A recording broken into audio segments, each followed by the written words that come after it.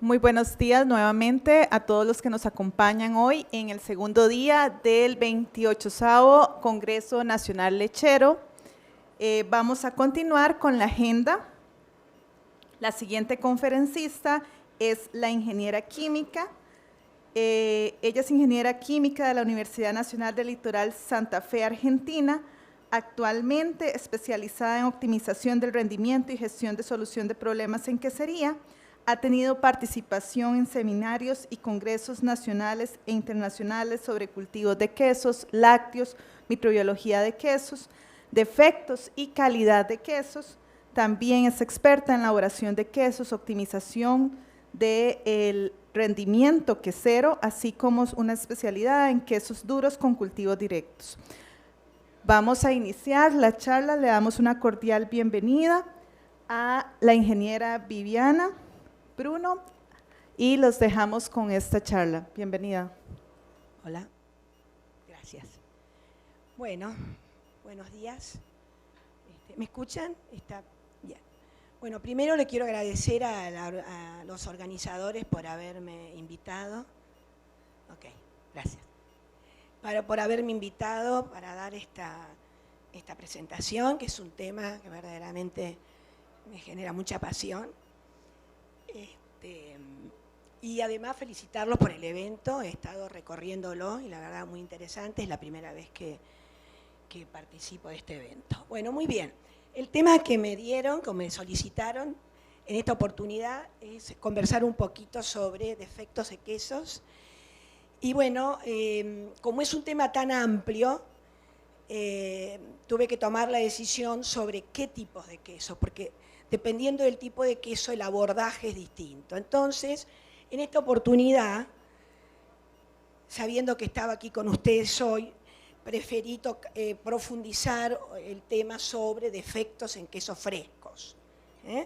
Así que voy a comentar cuál es la tipología de los defectos en queso fresco, pero estoy muy abierta a que ustedes me digan, bueno, o me pregunten o que me comenten sobre algún defecto que yo no estoy tratando en este momento, porque es muy amplio el concepto y puede ser que ustedes tengan otras realidades, otra realidad de algún otro defecto y me encantaría conocerlo para poderlo abordar o discutir. Les voy a contar entonces de qué vamos a hablar o qué preparé para ustedes hoy. Primer punto que nos genera un gran dolor de cabeza en estos quesos es el sabor amargo o defecto, o sabor y sabor amargo. El otro tema que voy a abordar es la acidificación de estos quesos durante la vida útil.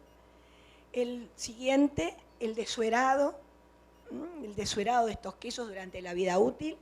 Y por último, los problemas o los defectos en la textura. Voy a abordar cada una de estas 4 opciones. Voy a empezar entonces con el amargor. Voy a empezar con el que considero el más complicado de todos y a lo largo de la presentación creo que vamos a comprender por qué es el más difícil.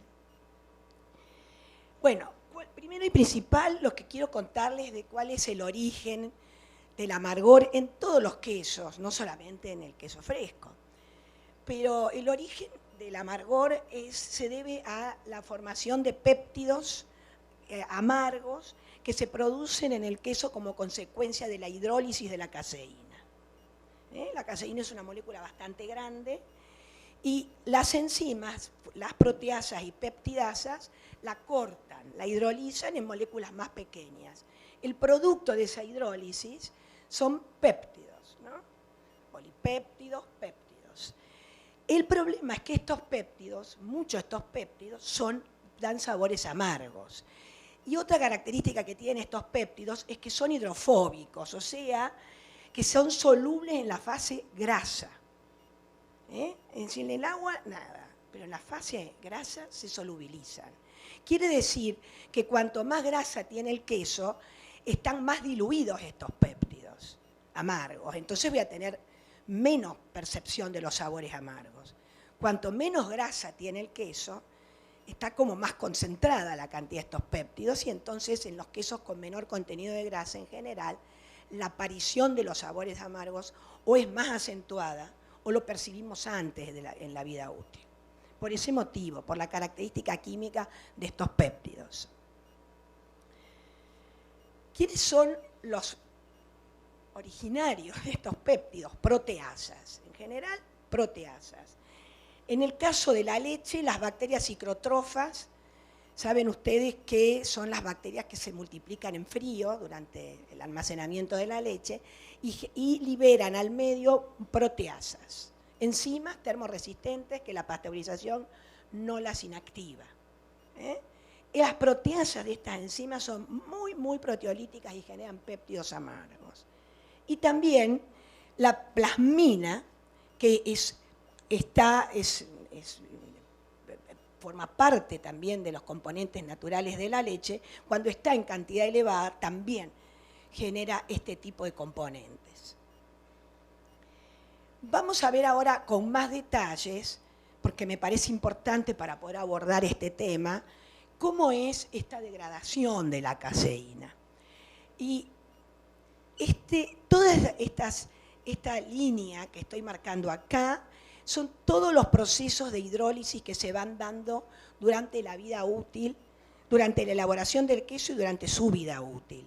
Miren todos los procesos, todas las reacciones que se dan hasta la formación de los aminoácidos que son los promotores de la formación de sabor. Pero los primeros partes,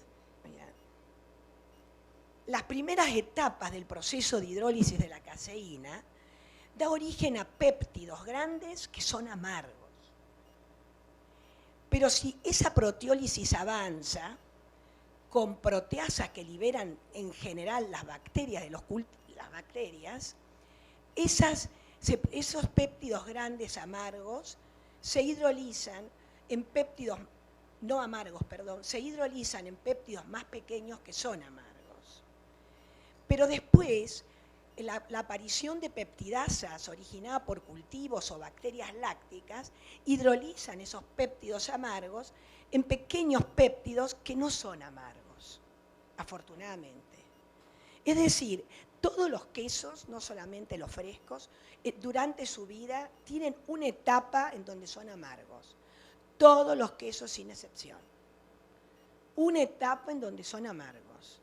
Aquellos que tienen en donde se han incorporado bacterias y cultivos, esas bacterias hidrolizan esos péptidos amargos, en péptidos que dan origen a sabores, y lo sacan, lo hidrolizan y lo eliminan. Entonces ese amargor desaparece. En el caso de los quesos frescos, no están esas bacterias, porque no llevan cultivos. Es decir, que en el queso fresco se va concentrando siempre estos pequeños péptidos amargos y no tenemos quién los hidrolice y quién los saque. Por eso el amargor es tan difícil de manejar en estos quesos. Por lo tanto, esta primera parte en el cheesemaking se denomina proteólisis primaria, que es la primera etapa de la proteólisis en los quesos. Se llama proteólisis primaria, que es originada por proteasas de los coagulantes y algunas de los cultivos.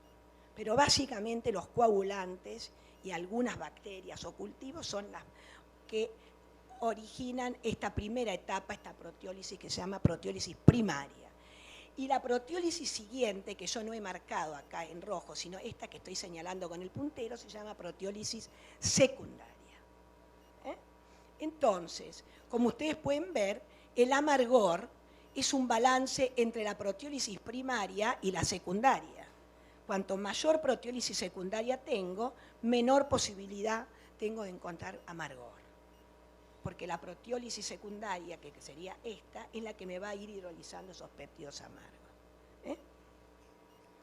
Entonces, ¿de dónde provienen estas proteasas que me originan estos amargores? Pueden provenir de la leche, de la plasmina, de las bacterias ciclotrofas, de las NSLAP. Voy a hablar bastante, varias veces las voy a mencionar a las NSLAP. No sé si todos las conocen, pero la sigla significa, o la abreviatura, Non-Starter Lactic Acid Bacteria. Son las bacterias lácticas que están en la leche, que resisten a la pasteurización y que no forman parte del cultivo. Son productoras también de proteasas, así que las proteasas de estas bacterias, cultivos, en el caso que agreguemos cultivos, los quesos frescos no tienen cultivos, y los coagulantes. La proteólisis primaria fundamentalmente es responsabilidad de los coagulantes. En su gran mayoría, en su mayor porcentaje de esa proteólisis primaria es responsabilidad de los coagulantes. Por lo tanto, la buena selección de los coagulantes es muy importante para evitar estos amargores.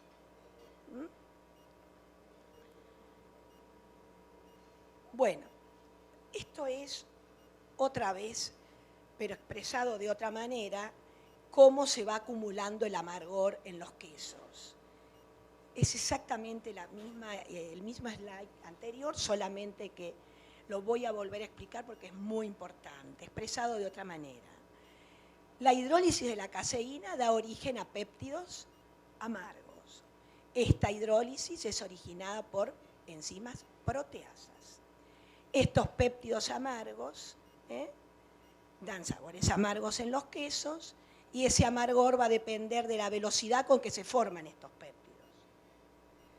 A lo largo del tiempo, otras enzimas bacterianas fundamentalmente hidrolizan estos péptidos y la rapidez con que se degraden estos péptidos amargos hace que se elimine el amargor. ¿Qué pasa en los quesos frescos? Yo no sé si ustedes lo habrán observado, pero probamos los quesos frescos, vamos a suponer un queso fresco de 20 días de vida útil.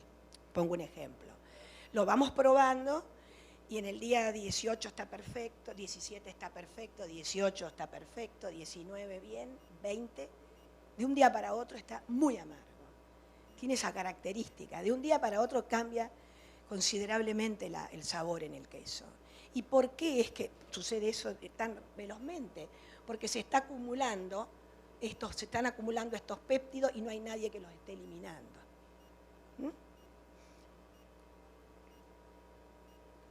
Hay además otros factores que intervienen en el amargor de los quesos. Uno es la humedad. Cuanto más humedad hay, aumenta la posibilidad de esa proteólisis primaria que les comenté y por lo tanto aumenta el amargor. El aumento de la grasa también tiene su impacto. Cuanto baja la relación grasa sobre materia seca, aumenta el amargor. ¿Por qué? Acuérdense que los péptidos se disuelven en la fase grasa. Cuando tengo menos grasa, está más concentrada esa fase grasa con estos péptidos y me da más sabor amargo. Y el contenido de sal.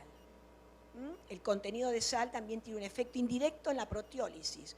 Cuando aumenta la cantidad de sal, la proteólisis disminuye y mejora el amargor. O sea que acá tienen 3 variables que ustedes pueden jugar para ir controlando el amargor. Esta la coloco en los quesos frescos, la curva de pH y pH en el queso es poco aplicable porque los quesos frescos no deberían en principio bajar su pH porque no tienen cultivo, ¿no es cierto? Pero igual coloqué esta información porque a lo mejor están interesados en conocer de qué otra manera se puede controlar el amargor en los quesos que no son frescos o que tienen cultivos. Cuando el pH al momento de moldear es bajo, aumenta la cantidad de cuajo retenido en la cuajada e incrementa el amargor en los quesos. Es decir, ¿qué significa un pH bajo al moldeo? Y más o menos moldear con debajo de 6 es un pH bajo y eso puede provocar mayor retención de coagulante y aumentar la proteólisis primaria y aumentar el amargor. A las 24 horas pasa exactamente lo mismo. Cuando tengo un pH bajo, a las 24 horas también tengo posibilidad de aumento de amargor. Y cuando baja el pH durante la maduración, si es excesivo, también tengo posibilidades de que aumente el amargor. O sea que el pH es otra variable que hay que controlar muy bien para controlar el amargor. ¿Cómo lo podemos reducir? Porque claro, ya ahora hablamos un montón del amargor, pero ahora es interesante saber cómo lo podemos reducir. En el caso de los quesos frescos, debemos tener un control de la proteólisis primaria, ¿no? Porque es la que motiva y origina el amargor en los quesos frescos. ¿Cómo podemos controlarla? Bueno, con una buena higiene en los tambos para disminuir la posibilidad de bacterias ciclotrofas y con eso la producción de enzimas termorresistentes y muy proteolíticas. Evitar el almacenamiento extenso de la leche cruda. Cuando digo extenso, más de un día, 2 días. Ustedes saben, las bacterias ciclotrofas se multiplican mucho en 20 horas, 24, 48 horas. Entonces, evitar eso. Usar otra opción que puede ser interesante, usar cultivos en la leche cruda que controlen el desarrollo de las bacterias ciclotrofas.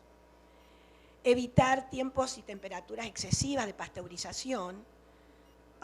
Aumentar la temperatura de pasteurización aumenta la desnaturalización de las proteínas de suero. Más proteínas de suero tengo en los quesos, mayor amargor. Usar coagulantes de baja relación, de alta relación CP. Voy a volver a explicar qué es esto. Controlar el pH durante la elaboración y la vida útil. Voy a volver a tratar este tema. Y el control de la sal en los quesos. Estas serían las distintas variables que tenemos nosotros para manejar la proteólisis primaria y con eso reducir el amargor en los quesos frescos. La otra opción para poder sacar amargor sería acelerar la proteólisis secundaria para tratar de sacar estos péptidos amargos y pasarlo a aminoácidos. Esto es muy difícil en los quesos frescos, esto es muy difícil, prácticamente no hay posibilidad de generar proteólisis secundaria. Esto se puede dar en los quesos que tienen cultivos agregados. Hoy no podemos agregar cultivos en los quesos frescos, justamente son quesos al cuajo que por definición no se le incorpora cultivos. O sea que esta parte de acelerar la proteólisis secundaria, lamentablemente, no es aplicable en la parte de los quesos frescos. Bueno, entonces, voy a hablar de 2 temas aquí. De la utilización de cultivos en leche cruda que controlen el desarrollo de las bacterias ciclotrofas y después me voy a detener un ratito a explicar qué es esto de coagulantes de relación alta de C sobre P, que serían alternativas que ustedes tendrían para controlar el amargor. Primero voy a hablar un poquito sobre los ciclotrofos, voy a pasarlo rápido porque imagino que ya todos lo conocen, es a modo de refrescarlo. Son bacterias que contaminan el pozo ordeñe y se desarrollan en frío. Muchas de ellas son pseudomonas y acinetobacter. La bibliografía europea habla mucho de pseudomonas, pero nosotros en Argentina encontramos que las dominantes son los acinetobacter y no las pseudomonas, pero son más o menos de la familia. Pseudomonas son muy proteolíticas y las acinetobacter proteolíticas y un poco lipolíticas, pero ambas se desarrollan muy bien en frío. La mayoría de las ciclotrofas necesita oxígeno para multiplicarse, producen enzimas extracelulares lipolíticas y proteolíticas y son las que mayores problemas de calidad generan en los quesos frescos sin cultivos y en los quesos blandos de alta humedad pero que llevan cultivo.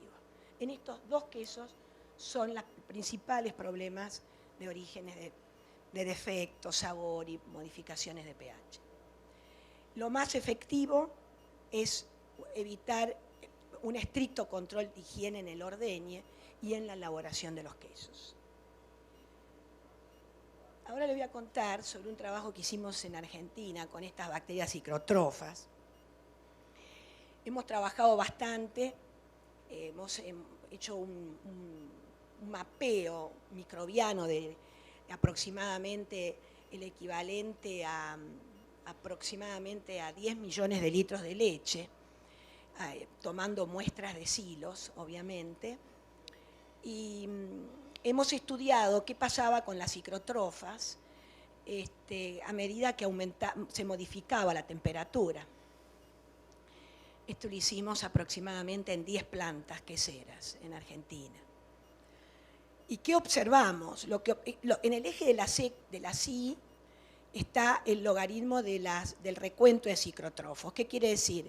Este aquí es 10 a la cuarta de ciclotrofos por mililitro. Esto 5 quiere decir 10 a la quinta, o sea, 100.000. 6 quiere decir 10 a la 6 de ciclotrofos, o sea, 1.000.000. 7 quiere decir 10 a la 7, o sea, 100 millones de ciclotrofos. Abajo, las temperaturas de almacenamiento de la leche. Y hemos encontrado que con una diferencia nada más de 2 grados de conservación de la leche, los ciclotrofos aumentan casi más de un orden. Solo con 2 grados, que a veces 2 grados de temperatura en un tanque silo es bastante fácil de encontrar, no es tan simple a veces mantener las temperaturas en los silos. Pero solo 2 grados de diferencia en los silos tuvo un impacto en el crecimiento de las pseudomonas, miren, casi prácticamente de un orden. Es decir, de 1 millón a 10 millones, manteniéndolos en el mismo tiempo, es decir, no más de 24 horas. Entonces, ¿qué hemos hecho para tratar de trabajar en este tema de esta problemática tan importante que tienen el control de estas bacterias?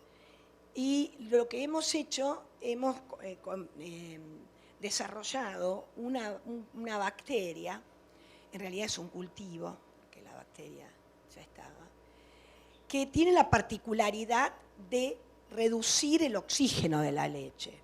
Recuerdan ustedes que una de las características de las bacterias ciclotrofas eran que eran muy aerobias. O sea, ¿qué quiere decir? Que necesitan oxígeno para multiplicarse.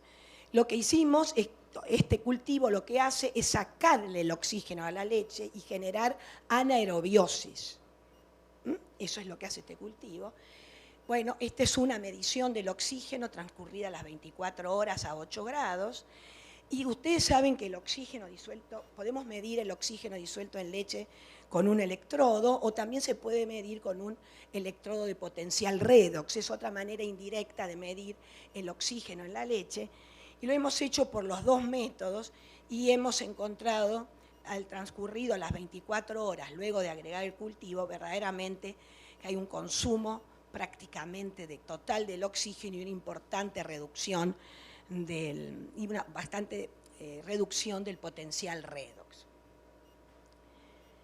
Esta bacteria tiene la particularidad de no desarrollar en la leche, se puede agregar, hemos hecho trabajos hasta de más, yo diría, esto es una sola gráfica, pero hemos trabajado hasta 3, 4 días y hemos evaluado el pH durante todo ese tiempo a 8 grados y hemos trabajado incluso 2 y 15 grados y la curva de pH en el tiempo, esta bacteria se mantiene prácticamente estable y el motivo de eso es porque una de las enzimas, le falta a la bacteria una de las enzimas para llegar a producir el ácido láctico. ¿Qué otra característica tiene esta bacteria? Es que también actúa como competencia, aumenta la competencia cuando la inoculamos en la leche y disminuye de esa manera la abundancia relativa del resto de los componentes o de la microbiota de la leche. Todos estos trabajos los hemos realizado utilizando los métodos de PCR, los análisis moleculares. Ustedes pueden ver acá que en el caso de las barras oscuritas es la leche de referencia, y verde es la leche que tiene incorporado esta bacteria. Esta bacteria es un Lactococcus, por eso acá tenemos una abundancia relativa importante, porque es la que hemos inoculado para que controle el resto de las bacterias. Miren ustedes cómo ha bajado la abundancia relativa de la Cinetobacter, que en Argentina es la ciclotrofa dominante, domina más que las pseudomonas. Miren cómo ha bajado las aeromonas, y este grupito que acá no las puedo ni leer, acá sé que había muchos veterinarios hace un rato en la reunión, y bueno, todos este grupo que están acá y acá corresponden a bacterias que están en los animales, en la garganta, en la piel. Y miren cómo baja la cantidad de estreptococos también, la parte de pseudomonas. Esto es una evaluación de la competencia que genera la bacteria, que la hemos medido por métodos, como les dije, moleculares, y lo expresamos como abundancia relativa. Bueno, esta es una manera de controlar estas bacterias ciclotrofas durante la conservación de la leche. Bueno, ahora les voy a contar qué significa esta relación C sobre P, que es muy importante utilizarla para reducir el amargor de los péptidos, el amargor en los quesos. Ustedes saben que en estos quesos, repito nuevamente, la proteólisis primaria originada por los coagulantes es clave en la producción de amargor. Entonces, el coagulante, la selección del coagulante es muy importante, para lo cual voy a explicar qué significa la relación C sobre P. La C viene de la actividad coagulante, es decir, la medida de las IMCUS, todos los coagulantes, su fuerza, su actividad, se expresa como IMCUS por mililitro, que quiere decir International Milk Clotting Unit. La C viene de la actividad del coagulante y la P viene de la actividad proteolítica del coagulante. La actividad del coagulante o la fuerza, que a veces le decimos fuerza, no sé, hay distintas maneras de denominarlo, actúa sobre la caseína kappa, mientras que la actividad proteolítica de las proteasas, básicamente los coagulantes, actúa sobre la alfa y la beta caseína. Así que los sustratos son distintos. Es decir, que a mí, ahora con todo lo que hemos conversado con relación a la actividad proteolítica por parte de los coagulantes, ¿qué es lo que me interesa? Y que el coagulante coagule lo más rápido que pueda, que sea lo más específico posible, que actúe sobre la capa caseína lo más específico posible para que no me moleste tanto en los rendimientos y pueda tener buen rendimiento, y que sea lo menos específico posible en la alfa y en la beta para que no proteolice y no me genere estos sabores amargos. Entonces, cuanto menor es P y mayor es C, es mejor es un coagulante más apropiado para este tipo de quesos, cuando la relación C sobre P es alta. No me quiero demorar, pero hay métodos para poder determinar la actividad coagulante, métodos específicos de referencia y para la medición de la actividad proteolítica. Y bueno, y se saca para cada coagulante la relación C sobre P. En este caso hay un coagulante que tiene actualmente en el mercado, que es el que tiene la mayor relación C sobre P. Acá hay es un slide donde marca la relación C sobre P de una cantidad importante de coagulantes. El que tiene la mayor relación C sobre P, o sea, el que es menos proteolítico y tiene mayor actividad coagulante, es el Kaimax Supreme, que tiene el doble del Kaimax M y 4 veces más de los coagulantes tradicionales. Este es el más adecuado para evitar este tipo de sabores, para evitar estos amargores, y a su vez, como es tan específico sobre la capa caseína, tiene un impacto muy favorable en el aumento del rendimiento. Tiene 2 características muy interesantes. Bueno, voy a seguir ahora con el próximo defecto, que es la acidificación de estos quesos durante la vida útil.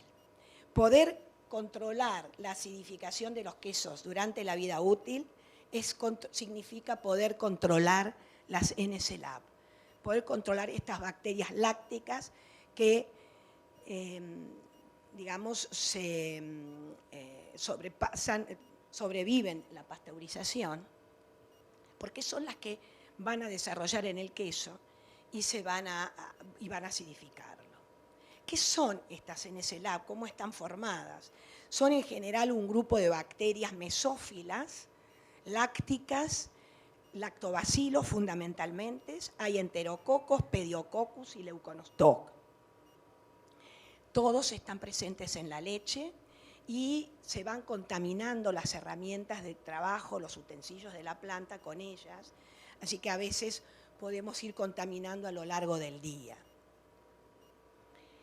Y les voy a dar las características, las más importantes, y seguramente ustedes van a llegar a una conclusión antes que yo se los diga. Pero los lactobacilos heterofermentantes tienen un pH óptimo entre 5,5 y 6,2 y una temperatura óptima de crecimiento entre 2 y 53. Miren qué amplitud tienen. Se pueden desarrollar cómodamente en un rango de temperaturas muy amplio y en un rango de pH también importante. Y además, para complicarnos más la vida, son bastante termoresistentes y algunos forman biofilms en los pasteurizadores o en las tinas, no necesariamente en los pasteurizadores. Los leuconostoc desarrollan entre 20 y 30 grados y son muy resistentes y son citrato positiva. Estos además producen gas. Y los pediococcus son muy resistentes a la temperatura, al pH, tienen una amplitud de crecimiento de temperaturas muy amplia y son sal tolerantes. O sea, una vez que tenemos NSLAP que nos han contaminado los quesos o las tinas, honestamente es muy difícil sacarlos porque tienen un amplio rango de temperatura y de pH en donde están muy confortables para multiplicarse. La única opción que tenemos es la temperatura. Bajar la temperatura de los quesos lo más rápido posible. Ahora voy a volver a hablar de este tema. Bueno, el próximo punto es el desuerado durante la vida útil, que está muy ligado con lo que dije anteriormente. ¿Cuáles son las causas del desuerado? Bueno, la reducción del pH. Baja el pH, ¿no es cierto? Se contrae la matriz, la cuajada, y expulsa suero. Eso es un tema físico, sucede siempre en cualquier tipo de queso. Un queso fresco, un queso que tiene cultivos. Siempre que ustedes vean que hay un descenso de pH en la vida útil, va a estar acompañado de un desuerado. Más agua tiene el queso, más desuerado va a haber. Estos son quesos de alta humedad, así que con un poco que baje el pH va a haber una posibilidad de desuerado bastante alta. Este pH baja por las NSLAP, pero también puede ser por algunos ingredientes, provocado o estimulado, diría yo, por algunos ingredientes que a veces agregamos, como puede ser la leche en polvo y como pueden ser las proteínas de suero. Si yo agrego leche en polvo, agrego más lactosa, entonces va a haber más carbohidratos para poder bajar el pH y desuerar. Si yo agrego proteínas de suero o pasteurizo a alta temperatura, que significa precipitar las proteínas de suero, voy a tener más estímulo de las NSLAP y va a bajar más rápido el pH. Otro motivo de desuerado es la temperatura de almacenamiento. También más alta es la temperatura de almacenamiento, las NSLAP se desarrollan mejor y retrasa el reordenamiento de las proteínas y expulsa más rápido el suero. Otra es la proteólisis, la elevada proteólisis. Cuando hay mucha proteólisis, provocada por el crecimiento de las NSLAP o por el uso de coagulantes que tienen alto CP, es decir, alta capacidad proteolítica y baja para coagular, generan una elevada proteólisis y cuanto mayor proteólisis hay, el poder de solvatación de las proteínas cambia y retiene menos suero y lo expulsa. Entonces también hay un problema cuando la proteólisis es elevada. Y por último, y no menor, es el poder buffer de los quesos. ¿Qué es el poder buffer de los quesos? Bueno, es la resistencia que le ofrece en el descenso, la estructura, la masa del queso, al descenso de pH. Las bacterias lácticas producen acidez y el pH va a bajar en consecuencia, siempre y cuando, pero eso va a depender del efecto buffer o tampón que tenga la cuajada. Cuando el efecto buffer baje, el queso va a bajar el pH más rápido.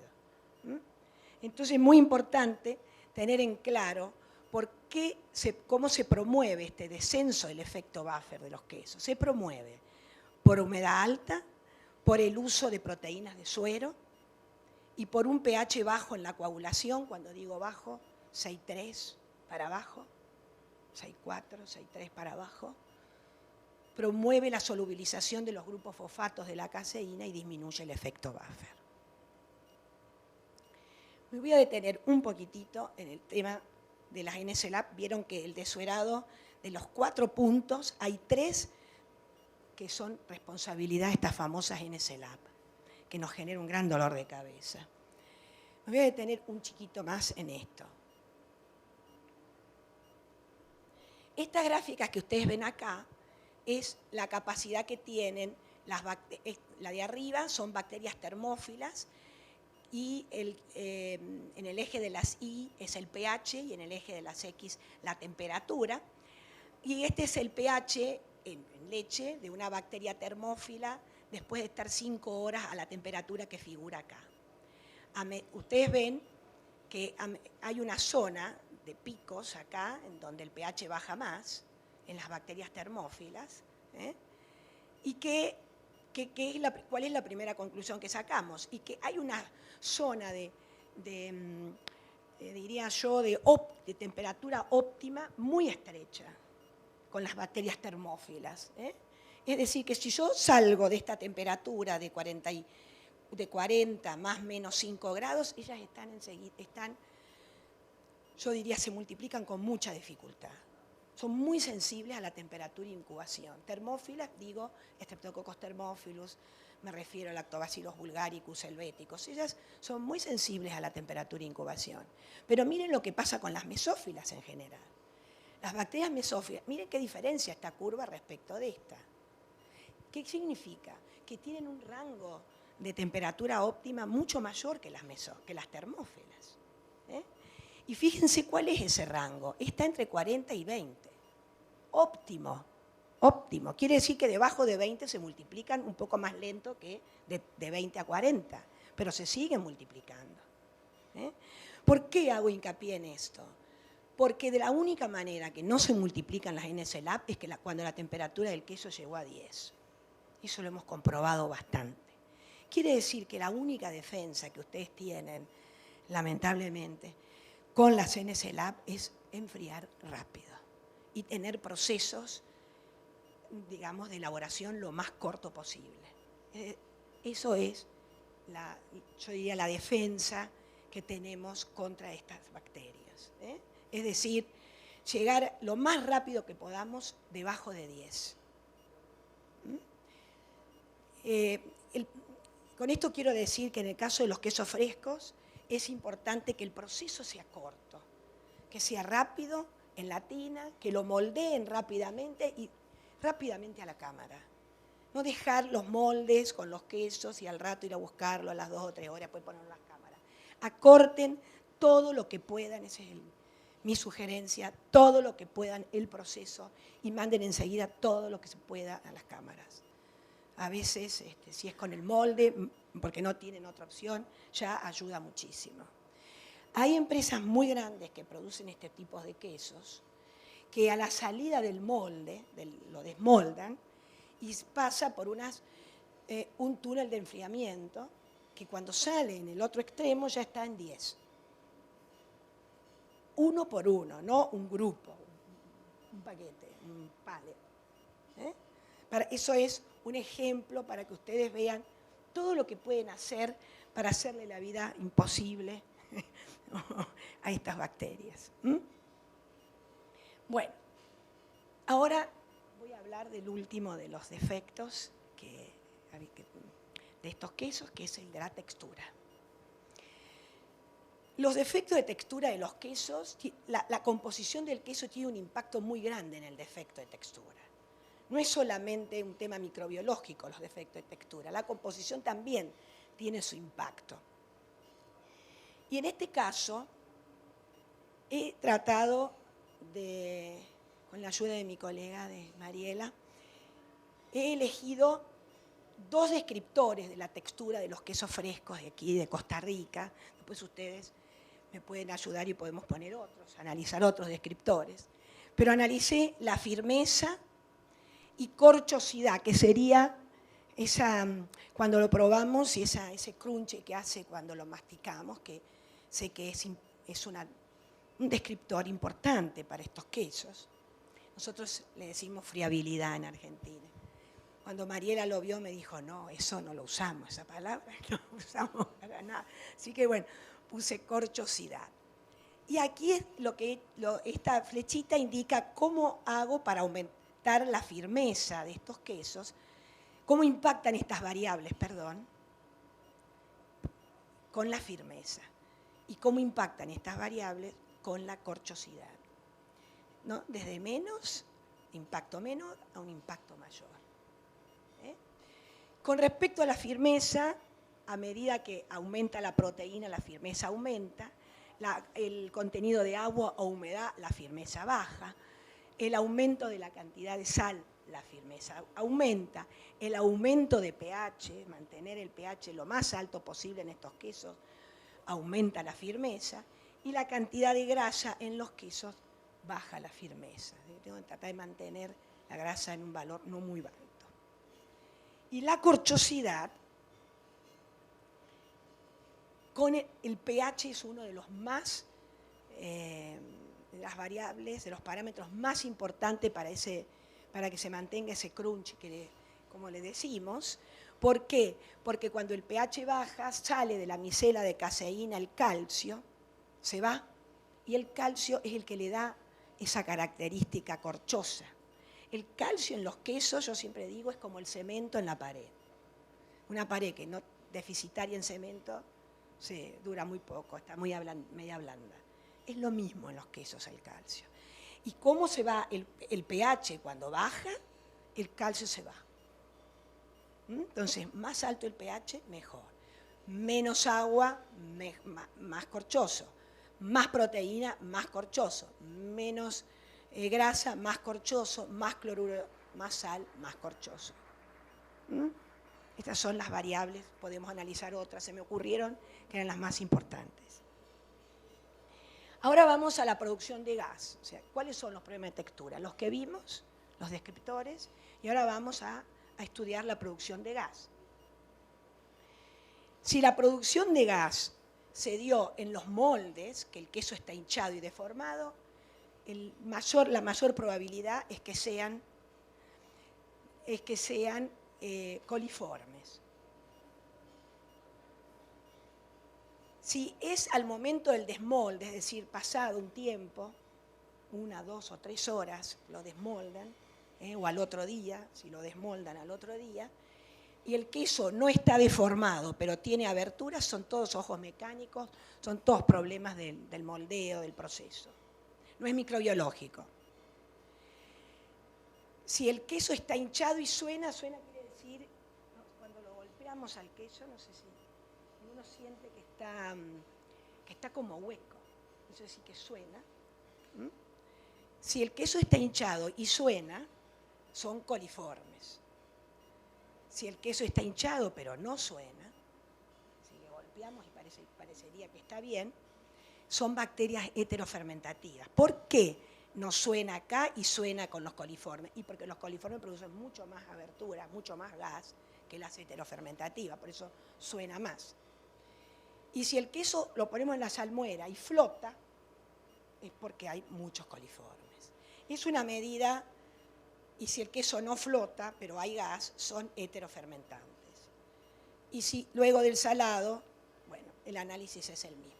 Es una manera rápida, bastante práctica, para encontrar el origen, y simple para encontrar el origen, o saber, tener ideas del origen de estos ojos. ¿Y qué pasa con los coliformes? Rapidito. ¿Cómo los controlo? Porque en general es el problema de estos quesos. ¿Cómo los controlo?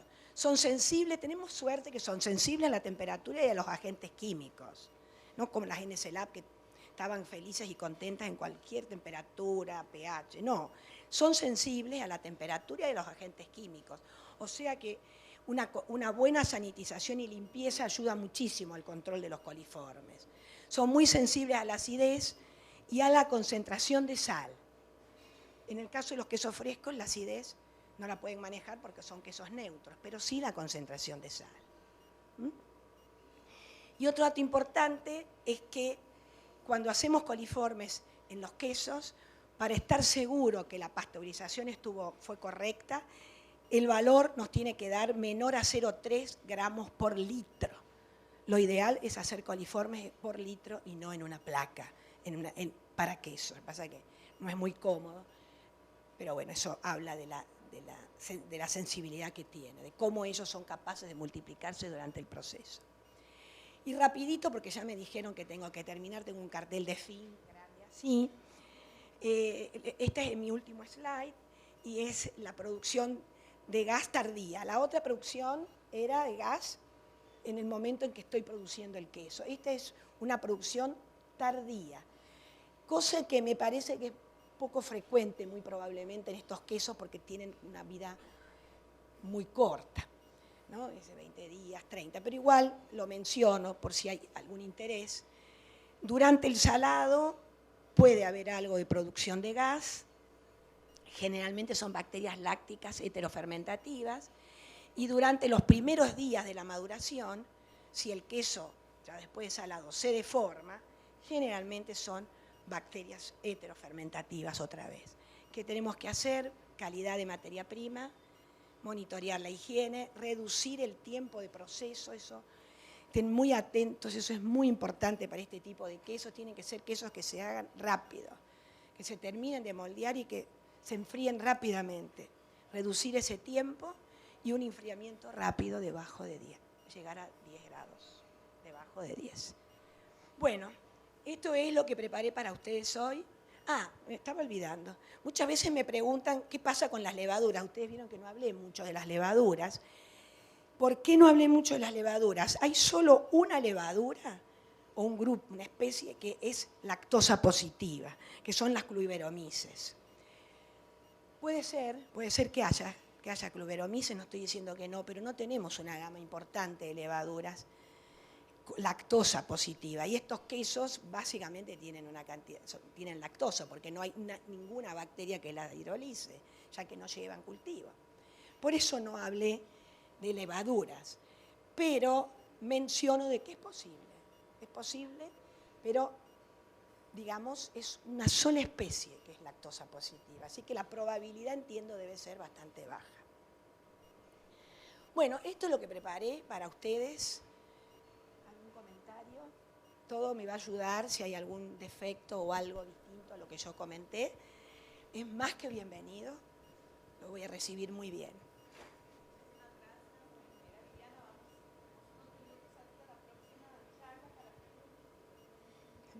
Buenos días. Bueno, yo tengo dos preguntas que son porque desconozco el tema. Una es del estudio que hicieron en las plantas del tema de la temperatura, ¿verdad? Y la presencia de bacterias ciclotróficas. ¿Eso fue en condiciones de higiene adecuadas, digamos? ¿O de todo? No, eso fue, nosotros fuimos a las plantas, hemos acordado con un grupo grande de clientes, hicimos ese trabajo, tomamos una muestra de sucilo, de algunos de 250.000, 500.000. Bueno, Argentina tiene acopio importante de volumen de leche, tomamos una muestra ahí y tomamos una muestra a las 24 horas en la boca del pasteurizador antes de que se usara la leche. Algunos tanques han estado a 5 grados, otros a 6, otros a 8, y hemos visto que los que estaban entre 6 y 8 versus los de 5 y 6, sistemáticamente y estadísticamente fue muy representativo, no quise mostrar, pero tengo incluso datos estadísticos, fue claro que con 2 grados de temperatura las ciclotrofas aumentan casi un orden. Sí, mi pregunta es porque entonces, independientemente del aseo, si tengo problemas con la temperatura del tanque, podría Sí, tener señora. esa Sí, situación. ese fue el mensaje, sí, Ok. sí. La otra era una pregunta sobre la textura, la parte de la corchosidad, ¿verdad? El tema del pH, entre más aumenta, tengo más corchosidad, así Sí. fue como entendí. ¿Hasta qué punto de pH es permitido o cuál es el rango ideal de pH para manejar Está muy ese? ligado con la humedad. Con humedades altas es muy sensible, en el sentido de que tenés un pH de 6,4 en un queso y otro con 6, y una humedad de 59, y el de 6 se va a notar más blando, menos corchoso. Pero de pronto tenés humedad de 55, ejemplo, y tenés un queso con 6,4 de pH y otro con 6, y la corchosidad no la notás a la diferencia. Es como que no hay que analizar las variables que mostré separadas, porque todo está relacionado.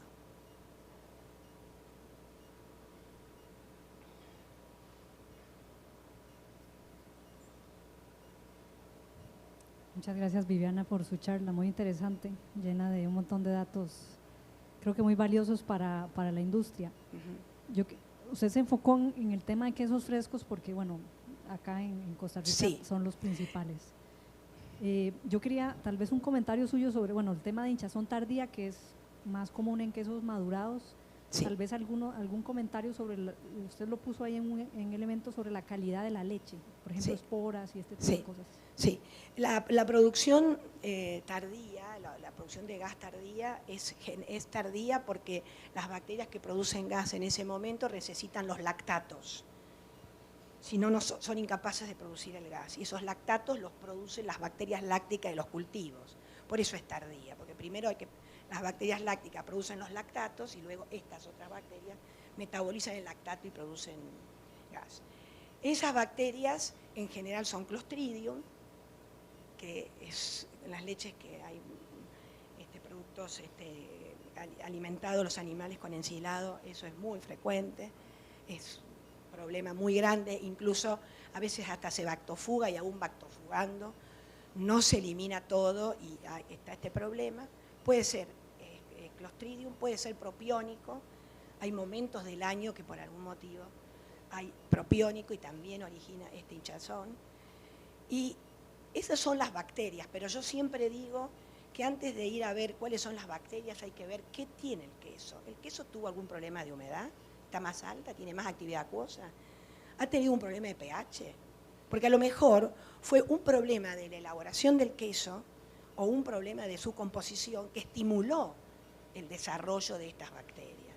Por eso yo digo siempre, es importante saber el origen de las bacterias que originaron el defecto, pero es más importante evaluar cómo se elaboró el queso y cómo estaba, porque a lo mejor es un problema de los parámetros del queso, o mucha humedad, o pH alto, pero básicamente son esas.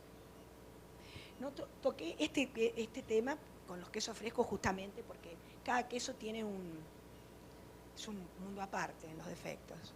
Muchas gracias por la presentación. Una consulta, ¿qué tan recomendado es el prensado para bajar humedad? Pero creo que puede ser contraproducente con el tema del tiempo. ¿En los quesos frescos? Sí, sí. En los quesos frescos la humedad sale en la tina. La humedad de los quesos ustedes la tienen que obtener a través del trabajo en la tina y no por el prensado. Eso es lo más importante, porque en la tina es donde ustedes sacan el agua ligada y no ligada de los quesos.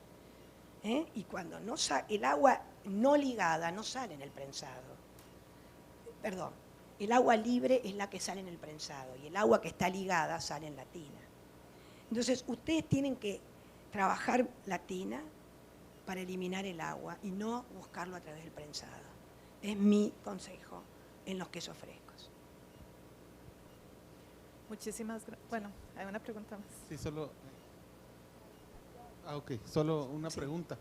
Usted ahorita habló del tema de la alimentación del ganado con silos y algunos problemas de calidad por el tema de silos. Entonces, estaba recordando una especificación que tienen en Parma, Sí. donde los animales no pueden ser alimentados con silo. Sí. Me imagino que es por esa razón. Sí. ¿Y ustedes han hecho alguna investigación de los modelos de alimentación del ganado para el mejoramiento de la calidad de los quesos? No hicimos, solamente los trabajos que tenemos hechos es a nivel del uso de bacterias en los ensilados, en la preparación de los ensilados para justamente bajar el pH. Ustedes saben que las bacterias del porulá son muy sensibles a los pH. Esos son los trabajos que hemos hecho, pero no respecto a lo que usted me está preguntando. Bueno, muy bien. Eso es todo. Muchísimas gracias. Un No, fuerte gracias. aplauso para la ingeniera Viviana. De parte de la Cámara de Productores de Leche le tenemos un reconocimiento.